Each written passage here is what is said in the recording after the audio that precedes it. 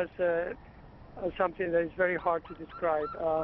But at the same time, I have to say that the fire department, the police department, they were all there. They were so brave, all those men and women, that I feel that thanks to them, many people were saved. Yes, can I interrupt there for a second? When I was coming down, just as I left the building, there were still firemen inside the building on those floors that I mentioned before, on the 34, 38, 39, and 27th floor.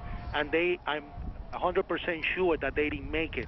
And the officer that told me to get out with the group that was taking the person on the gurney was an officer from the Port Authority Police, Officer Lim. I know he didn't make it, because as I came out of the building, I saw a lot of bodies on the floor.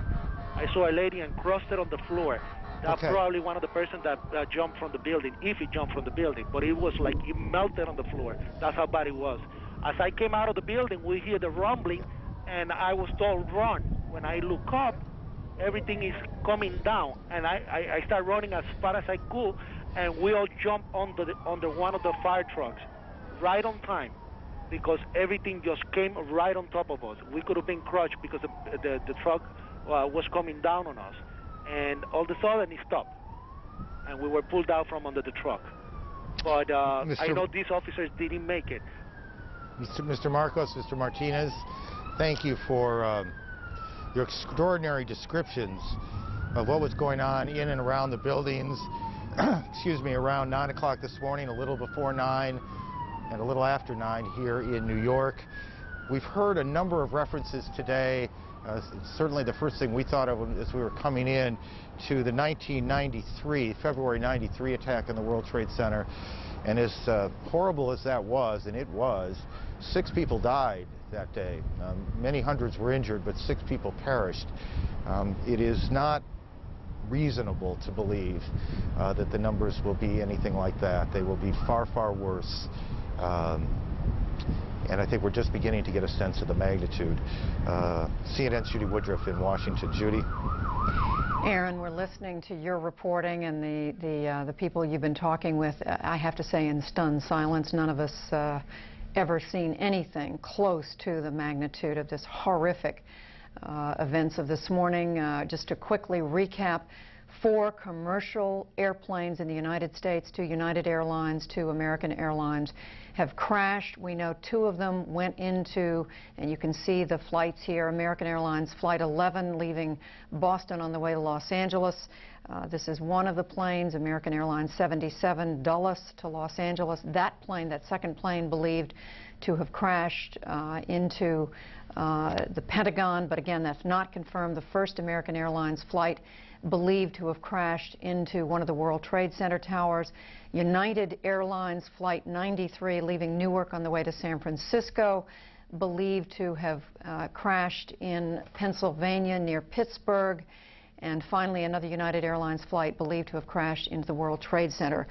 In all, horrific, not just damage, but surely loss of life. It's far too early to know victims, the number of victims, the number of casualties.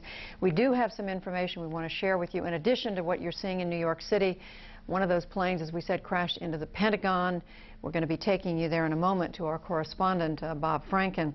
But we want to let you know what we're learning, what our correspondents are learning, that in the last little while, 5 battleships, some of them destroyers, we know have left Norfolk and have moved out of port in order to be deployed for security reasons along the east coast of the United States.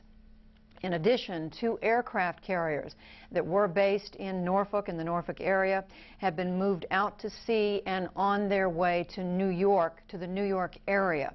Now, we don't have much more information than that. We were originally told they were just leaving port for safety reasons, for security reasons. We're now told that very specifically the mission of the aircraft carriers is to move into the New York area. The mission of the battleships to be deployed along the East Coast. And of course, as we get more information, we'll share that with you. As I turn to Bob Franken at the Pentagon, I just want to tell you, President Bush we can tell you now has been at Barksdale Air Force Base in Louisiana. He's now leaving that site on his way to an undisclosed location. Authorities telling us that they will not tell us where he is headed. Secretary of State Powell, the same story there, on his way back to the United States from a conference in Peru to an undisclosed location. And leaders of the United States Congress, both parties and both houses of Congress, moved to an undisclosed location. Now to our correspondent at the Pentagon, Bob Franken, who is, I believe, at a safe distance there from what's been going on. Bob, please bring us up to date. Well, we're on the east side of the Pentagon, as you can see, Judy, and you can see over my shoulder that smoke continues to billow, smoke that is sometimes thick, sometimes a little dissipated, but we're talking about 4.5 hours after a plane, it is described as probably being a jumbo jet-sized plane, crashed into the Pentagon about 9:20 this morning. We now want to show you what it looks like on the west side. This is video that was shot by Vito Maggiola, who is an assignment editor and producer for CNN, who was able to get video. You can see that firefighters there are fighting in an area, rings 4, 5, and 6, on the west side of the Pentagon. Vito says that it was an area, in his estimation, that was about 30 yards wide and about 10 yards deep into the building. The firefighting was hampered, he says, because inside the building, sprinklers, standpipes, other forms of hydrants were damaged. There's an estimate that several hundred firefighters and emergency workers are there at the Pentagon. We're also told, of course, that there have been evacuation efforts throughout the day. We can see those. We do not have an estimate on the number of casualties. I can tell you that from our vantage point, we have seen a constant parade of casualty units, military casualty units, civilian ambulances, fire engines, and the like going to the Pentagon. There, of course, have been casualties, but as I said, we don't have any sort of estimate about that now. Now, we do also have somebody to talk with us who was an eyewitness to the actual crash. He was watching from Arlington, Virginia, which is a suburb over. His name is Tim Timmerman. Mr. Timmerman, are you with us right now? I sure am. You're a pilot. Tell us what you saw. Well, I was looking out the window. I live on the 16th floor overlooking the Pentagon, and it's a corner apartment, so I have quite a panorama. And being next to National Airport, I hear jets all the time, but this jet engine I heard was way too loud. I looked out to the south, to the southwest, and it came right down 395, right over Columbia Pike. And as it went by the Sheraton Hotel, the pilot added power to the engines. I heard it spool up a little more. And then I lost it behind a building, and then it came out, and I saw it hit right in front of, it didn't appear to crash into the building. Most of the energy was dissipated and hitting the ground. But I saw the nose break up, I saw the wings fly forward, and then the conflagration took, just engulfed everything in flames. It was horrible. What can you tell us about the plane itself? It was a Boeing 757, American Airlines, no question. You say that it was a Boeing, and you say it was a 757 or 767. It's hard. 757. 757, yeah, which American of course Airlines. is one of American Airlines, one of the new generation of jets, and of course, it was not. It was so close to me. It was like looking out my window and looking at the helicopter. It was just right there. We were told that it was. We were told that it was flying so low that it clipped off a couple of light poles on its way in. That might have happened behind the apartments that occluded my view, and when it reappeared, it was right before impact. And like I said, I saw the airplane disintegrate and then just blow up into a huge ball of flames. So there was a fireball that you saw. Absolutely, and the building shook, and it was, quite a tremendous explosion. What did you see after that? Nothing but the flames, and I sat here and I took a few pictures out my window, and I noticed the fire trucks, and the response was just wonderful. Fire trucks were there quickly. I saw the area. The building didn't look very damaged initially, but I do see now, looking out my window, there's quite a chunk in it. But I think the blessing here might have been that the airplane hit before it hit the building, hit the ground. A lot of energy might have gone that way. That's what it appeared like. Well, there is, of course, we've heard some discussion about the fact that it could have been worse had it actually gone a little bit higher and gone into what's called the ring, the center of the Pentagon, exactly. which is exactly. This is a 5-sided building. Right. As you know, the rings are A, B, C, D, E. It has just caught the E ring on the outside, and that's why I felt it didn't look as damaged as it could be. It looked like on the helipad, which is on that side. Right. Did you see any people being removed, any injured being removed, that type of thing? No, sir. I'm up at about a quarter of a mile, maybe a little bit closer, and at that point I saw nothing like that. Tim Timmerman, thank you very much. An eyewitness, Judy, to the crash. We still have no idea about the number of casualties. We know that there is a gaping hole on the west side of the Pentagon. As you can see, the smoke continues to billow. Judy? All right, Bob Franken, and of course our audience, no surprise, hospitals in the Washington area dealing with casualties from the plane crash at the Pentagon. We were told a few hours ago there's a blood shortage in the Washington area. Hospitals wanting people to know if you are in a position to donate blood, it would very much be needed and appreciated.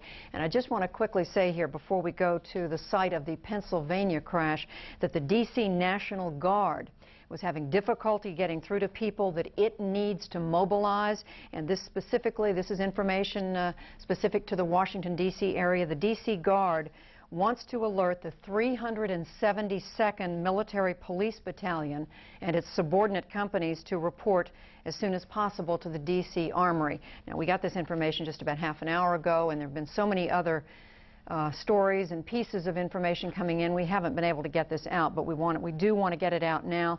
Perhaps it will do some good. Joining us now, I mentioned to you a moment ago that we have a correspondent on the scene of the airplane crash into the ground, we believe. I'm going to go to David Mattingly, CNN correspondent there in Pennsylvania. This is near Shanksville, Somerset County in western Pennsylvania, about 80 miles outside of Pittsburgh. David Mattingly, are you with us now? Yes, Judy, I'm here, and we are outside of the town of Shanksville. And to give you some idea of what kind of countryside this is, to my left is a huge field of corn. To my right is a rolling green pastoral hill here at the edge of the Allegheny Mountains.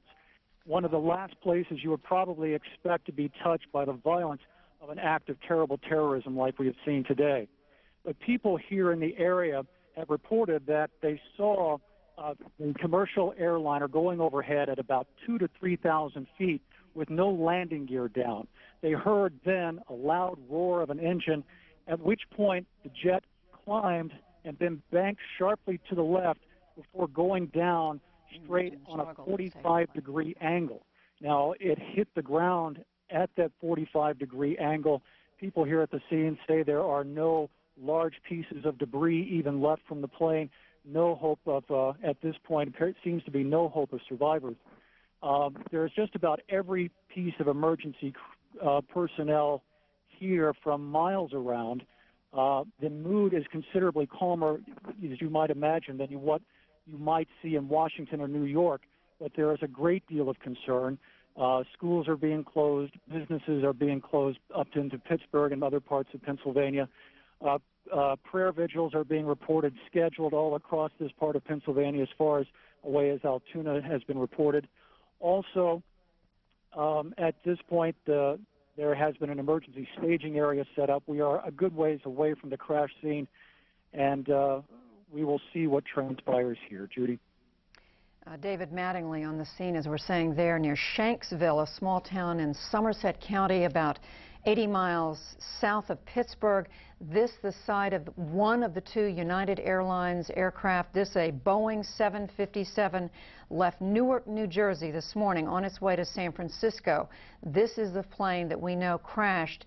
And you just, with David Mattingly's report, looking at the site of where this plane came down. We don't know where, we presume terrorists behind this, what their destination was, what their target was. We can only presume, we can only guess that they were short of the target, that they were headed someplace farther, someplace else from where they landed. With me now here in the studio, Connecticut Democratic Senator Christopher Dodd. Senator Dodd, a longtime member of not only the Senate, but of the Senate Foreign Relations Committee. Senator Dodd, first of all, what can you say to the American people listening who want to know about the security of the leaders of our country, the President, and everyone else? Well, I think they've taken the proper steps in here, and you haven't heard as much from some of the leaders as you might like at this point, but I think those responsible for their security are doing exactly what they should be doing. I'm told that they're in very good shape, that they are being isolated because we don't know the magnitude of this effort. It's beyond our imagination already what has occurred, and if someone or organization clearly responsible for this sophisticated an effort, the potential for them doing more damage is obviously obvious. And so making sure that our leaders are secure is the right step. And For those who may be wondering abroad who are watching this program, Judy, I'm a Democrat, as you know. We stand completely and totally behind our president. We may have our differences from time to time, but on a day like this, which rivals, if not exceeds, the attack on Pearl Harbor, almost 60 years ago, 3 months from now, we stand totally united behind our president and our government. They are taking the proper steps. We're pulling together as a people, and we will overcome this. Initially, obviously, our prayers and thoughts goes for those who've lost their lives, have been injured in this incredible attack. And then we will, yes, I'm sorry. Senator, I'm just going to interrupt you now. We're told President Bush just about to be wheels up from Barksdale Air Force Base in Louisiana. And now let's go back to Aaron Brown in New York. Judy, thank you. Senator, thank you both. I believe we have former Secretary Henry Kissinger on the phone. The Secretary is in Germany today, and he joins us on the phone from there. Mr. Kissinger, can you hear me okay? Yes, I can. Just quickly, sir, your reactions to what is unfolding in the United States today. Well, it's obviously a shocking event. It was, I was giving a speech when somebody came in and interrupted the question period to make that announcement, and nobody in the room believed it. They all thought it had to be a mistake. Well, it's obviously, it's an integrated attack and must be dealt with in an integrated way. Well, when you say an integrated attack and dealt with in an integrated way, tell me what that means, sir. Well, it is obviously any organization that can plan such a coordinated attack within a very brief period of time must have substantial resources and must have a very capable organization and must have a haven where it is planning these things. You can't do that in a back room. And when you talk about an integrated response... Well, the integrated response is obviously, first of all, I want to say, okay, like every American right now, I'm behind the president. And this, the response right now has been exactly what is needed. And there's, the first necessity has to be to go through the tragedy, to help the families, and to clean up the immediate situation. Then the next step will have to be a program to attempt to eradicate the source of this and to bring pressure and serious pressure on governments that harbor this kind of organization, and especially governments where we suspect that these organizations are located. Sir, for a long time, there's been a kind of cat and mouse game, and I don't make light of this in any sense when I say game, between the governments that harbor terrorists and our government, other Western governments. It's all changed today, hasn't it? I mean, the stakes have changed enormously. The response likely will change enormously. It's all different, isn't it?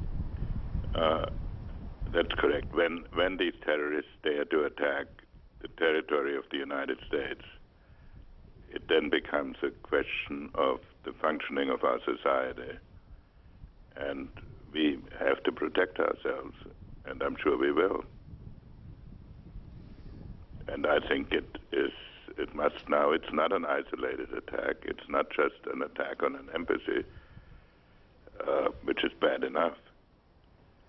And it can't be dealt with one retaliatory blow. It cannot be dealt with one retaliatory blow? No. There has to be a systemic attack. I don't know what that means. I understand. And I'm not sitting here with a great plan. I'm saying this is what I would think our government will want to work towards. And would you expect that we, the United States government, will find enormous international support for whatever actions the United States government chooses to take, or will there be those important governments that resist here? Well, first thing is we have to protect ourselves. We would, of course, like to get as much support as we can. And we will be able to judge our friends by the degree of support that we get. But there'll be some governments who say we have to understand the conditions that produce this. There will come a time to deal with its circumstances, but the immediate thing is these organizations have to be put on the run. If they have to spend all their time trying to survive, they have less time for terrorism. And, Mr. Secretary, we heard, and I'm not sure you were able to, but a few moments ago, Chris Dodd, Senator Dodd of Connecticut, compared this to the attack on Pearl Harbor. Can you give me any historical context for what has taken place today, or are we a bit too close to it all to understand it yet? Well, the attack on Pearl Harbor was, I guess, the first attack, certainly the first attack from across the seas on the territory of the United States, but it was not yet the mainland. And I agree with Senator Dodd. This is comparable to an attack on Pearl Harbor, and it must have the same response, and the people who did it must have the same end as the people who attacked Pearl Harbor. But it isn't just the people who did it, it's the people who make it possible. These are the governments that harbor those who carry out these attacks. That harbor or encourage them with their propaganda. Mr. Secretary, thank you. Former Secretary of State Henry Kissinger, who joins us from Germany, where he was attending a conference. When he heard the news, he said it was silent, unbelievable. People simply could not believe what they were hearing. I think that's a term, a phrase you will hear a lot over the days and weeks to come. What has happened here in New York and in Washington and in other parts of the country, unbelievable. A national tragedy. Judy? Aaron, it's true. No one is able to grasp the enormity of what we're looking at and what we're dealing with here. Let's go now to the Pentagon, where Rear Admiral Quigley is briefing reporters. I believe we have that picture right now. Your broadcast to phone their families and loved ones immediately to let them know they're okay. And if they are among the injured or the casualties from this, then we will work our way through to identifying them and getting their names out to their loved ones. We will find a way. Where are the injured going? Where are the injured being taken A variety of area hospitals. How big was the penetration of the plane itself, Admiral? How many rings at the building? I don't know. How wide would you say that gash is? 100 feet, the one we're looking at? I haven't been over there to see it up close. I don't know. I think that's all for now, ladies and gentlemen. We'll try to be back out and give you some more information as we can. Marine Corps only, if you wanted to do that. That's Rear Admiral. Admiral, how many people work? We've been talking. You've been listening to Rear Admiral Quigley, one of the folks who works with reporters in the Public Information Office there at the Pentagon. We basically were just listening to the first few minutes of that briefing, getting the word out to people who have friends, family members who work at the Pentagon, telling them if you have people who may be among the injured, we're going to try to find a way to get you that information, to get the word out about which hospital they might be in. Of course, we are dealing with tragedies in untold numbers of families across the eastern, primarily the east coast of the United States, but no doubt these people who work at the Pentagon are from everywhere. People who were on these airplanes are from commercial jets from everywhere in the United States. Aaron, back to you. It is the enormity that's a little bit hard to get our arms around right now. Still, some considerable number of hours since the first attack on the World Trade Center here in New York. And I want to show some pictures of the scene from the ground, but first let me just, a piece of information. United Airlines has now canceled all flights, grounded all flights until 6 o'clock tomorrow morning. This is the scene that started to play out. This would be a little after 9 when the first of the trade centers collapsed after they were hit. People gathering, watching. You can see this, the denseness of the smoke.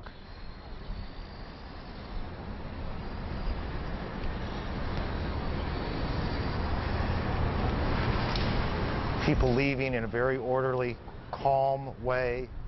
have been the reports all morning and afternoon long.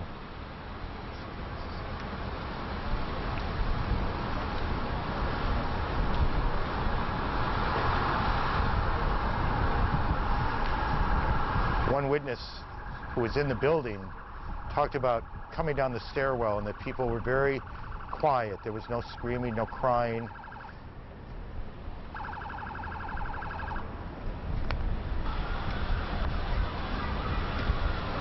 People shielding themselves against the smoke.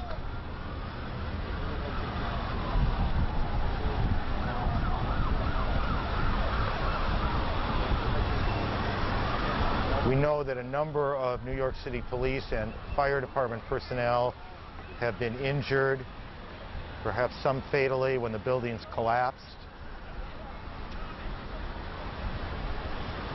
We know that hospitals here in New York are in desperate need of blood.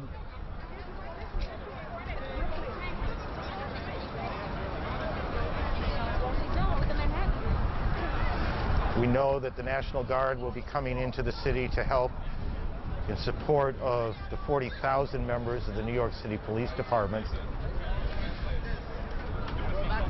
We know that subway service in Manhattan has been shut down. People evacuating streams of people through the streets.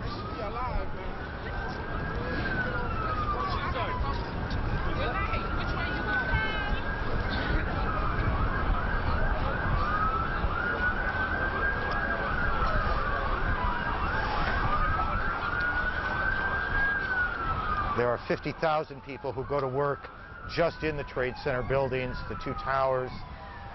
How many of them were there at the time, we do not know. Thousands, tens of thousands more pass through, getting on and off trains, going to the retail shops and restaurants.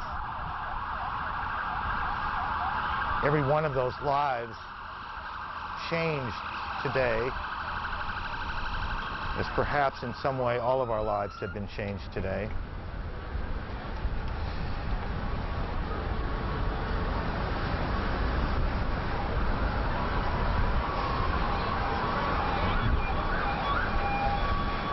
It all began at 8:45 this morning, and behind us now, the smoke continues to pour out of the area where the Trade Center towers were. They are no more. They collapsed in the hour after the attack, but the smoke continues to pour through that area behind us, about 30 blocks away, in one of those scenes that none of us will ever forget. CNN correspondent Richard Roth has been on the streets here in Lower Manhattan. Richard?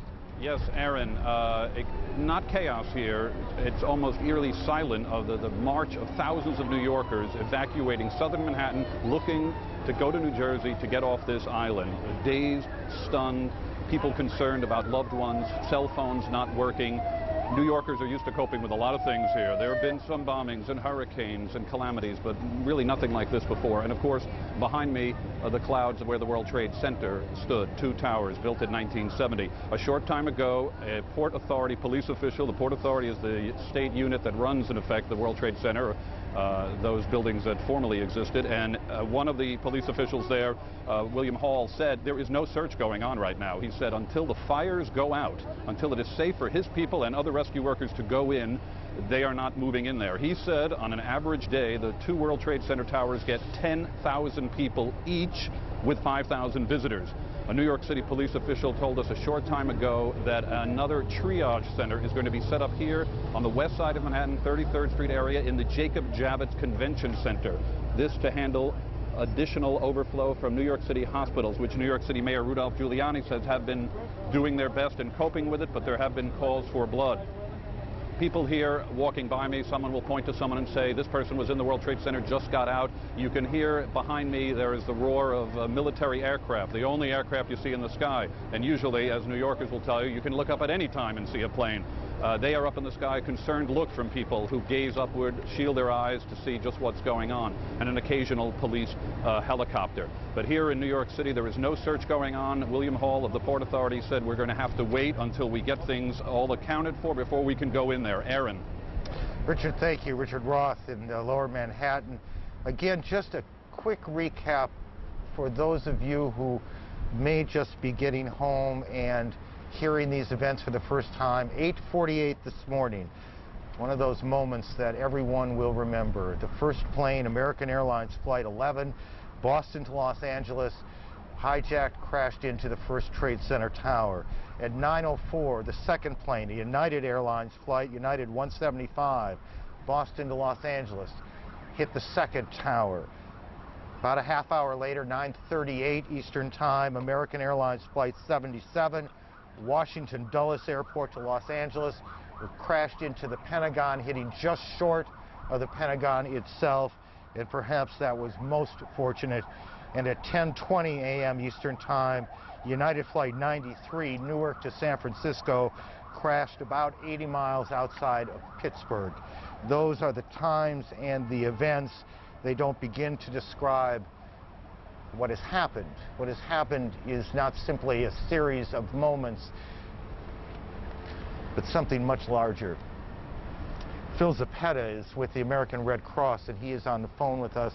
Mr. Zappetta, this is Aaron Brown. Can you hear me okay? Sure can, Aaron. Tell me what sort of strain is on the Red Cross's resources right now. Well, the American Red Cross responded immediately to all areas of this disaster. Right now, our focus is really on disaster relief, providing blood assistance, and any disaster mental health assistance that we can provide around the country to both the survivors and the families who've been involved in this tragedy. Phil, tell me what that means exactly. I understand the need for blood. Are you setting up shelters for people? Sure. We have shelters both in New York City and in Washington, D.C. that are set up to help people. There we have disaster mental health counselors that are able to meet with people and to register people as they come in and are trying to get away from the situation. We are set up in New York at Penn Station, at Grand Central Station, and in Washington, D.C. at Fort Belvedere. It is still chaos right now. We are in the process of ramping up our operations. While we did respond immediately, there's so much work to be done, and we're in the process of doing that right now. We have about 50,000 units of blood that are available for the affected areas, and the American Red Cross is looking at mobilizing that right now and putting that into place. And Phil, as you were speaking, we were able to put up on the screen numbers that people can call if they can help. If you're sitting in Omaha, Nebraska today, is it helpful in this situation to be going to the blood bank and giving blood, or is it too far away to be meaningful? The message that the American Red Cross is putting out right now is to donate blood. Call 1-800-GIVE-LIFE, GIVELIFE, or visit redcross.org for more information. But giving blood is where our emphasis is right now. No matter where you are in the country? Yes, well, no matter where you are in the country, or you can, contact your local hospital if you're not in a Red Cross area, but 1-800-GIVE-LIFE is the best number to call. Okay, so even if you are far away from the events of today, you can still be helpful, as there is certainly in New York and in Washington, from what Judy said, a serious shortage of blood. The American Red Cross can be helpful. Your local hospital, your local blood bank can be helpful. We suspect before the day is out, fire stations around the country will be involved in these efforts as well. Phil, thank you. Is there anything else, by the way, before I let you go, that you want to say that would be helpful to our viewers or helpful to the Red Cross? Well, the Red Cross right now and our president, Dr. Bernadine Healy, extend our heartfelt sorrows to all families and everyone that's been affected by this. We just urge people to donate blood. Thank you very much, Phil, with the American Red Cross. Phil Zappetta with the American Red Cross. CNN's Miles O'Brien has been tracking the flight paths of these 4 planes that were involved. Miles, are you able to hear me in Atlanta? Yes, I am, Aaron. And tell me what you've been able to figure out to this point. Well, as you probably know, Aaron, there are various commercial websites that allow you to track commercial aircraft. Now, if you go to many of them right now, you're not going to get very far because they're being overwhelmed by interest in people. But even if you could get some of the data, we have just learned from the Federal Aviation Administration that every domestic airliner that was in the air is now on the ground. This is unprecedented in aviation history in this country. There's not a plane flying right now. At any given moment, typically there are 4,000 aircraft. Now, Let's take a look at what happened on American Airlines Flight 11. Began in Boston, and it took off on time, 81 people aboard, 9 crew members, 9 flight attendants and 2 pilots. And let's sort of track what happened with this flight. As it went across Massachusetts and went down into the Albany area, actually up in the Adirondacks, it took a sharp dogleg. What's interesting about this flight is everything seemed to be normal. Flight at altitude was about 29,000 feet, gaining speed at about 450 knots. It took that sharp dogleg down across the Adirondacks straight for New York. Now, what will be interesting about this as this story unfolds will be, number one, listening to any air traffic control conversations to get a sense of what, if anything, air traffic controllers were saying to this aircraft. Undoubtedly, this was spotted on the radar screens, of course. They had quite a bit of time to watch this plane as it went down toward New York. That's probably at least a 30-minute run there. And during the course of that time, those air traffic controllers in those radar installations, New York Center, as it is called, would have been trying to contact American Airlines Flight 11 to indicate its intentions. It must have been a horrifying scene for them. They were probably trying to clear air traffic out of the area. Clearly, once those tapes become available, we'll have a little bit more knowledge. And if it is possible to locate any of the so-called black boxes, the flight data recorders, cockpit voice recorder out of this particular aircraft, they'll obviously know more about what was going on what must have been a very dramatic flight indeed. Now, this is the first flight. This is the flight that first impacted the first tower of the World Trade Center, and this is the first of 4 that we know about, of course, 4 air hijackings, which led to crashes and obviously a tremendous amount of damage. I'm getting this information from a company called FlightExplorer.com. They are compiling their archival radar information from this morning, and as it becomes available, we'll be able to show you the flight paths of the other 3 aircraft that are suspected in all of this, and we'll bring those to you as soon as we get that. Aaron? Just a quick practical question. These tapes of the cockpit tower communications, do they exist on the ground? Yes. They recorded it in control towers, and then there's a different set of tapes that exist on the plane. Exactly. It's important to bring out, there are 2 types of tapes in these incidents. The tapes on the ground are the ones that record the radio transmissions between the ground and the aircraft, and clearly the flight controllers would have been calling this aircraft numerous times, and this would have been the case for the 3 others if they deviated from their courses, trying to get some indication as to what was wrong, why the pilot was changing course so dramatically. Now, what will be interesting to hear is if there is some sort of response from these aircraft. This will give us some clue as to who might have been in control of the plane at the time, or if there might have been some sort of struggle aboard, or if there was just a lack of a struggle. There's a lot of mystery here, obviously. Now, ultimately, as they go through the wreckage in these cases, it's possible that investigators, and there's a good chance because they have emergency locating devices on them, they'll find these so-called black boxes, and on those black boxes there might be much more information which might give authorities some clues as to who might be responsible. Several different kinds of information. There's technical information in these black boxes, what the airplane was doing in a sense, but there's also communications between the cabin crew that exist on those tapes, what pilot was saying to co-pilot. We might be able to hear, if these tapes are ever located, what the people who took control of these planes, and that's clearly what happened, seems clear that that's what happened, what they were saying. Whether these tapes will ever be found, obviously we don't yet know, but that is part of what will happen in the next days. On this day, what is happening in both Washington and New York and in a field outside of Pittsburgh, Pennsylvania, is a massive, massive rescue operation, a massive triage operation. Thousands of people, presumably, have been hurt. Many people, we suspect, have died, though many hours now since that first plane hit the Trade Center at 8:48 Eastern Time. We have yet to hear from any official in the city any estimate here in New York of the number of people who have been hurt. We just know that hospitals are inundated, that hospitals are running very low on blood, and they need help here.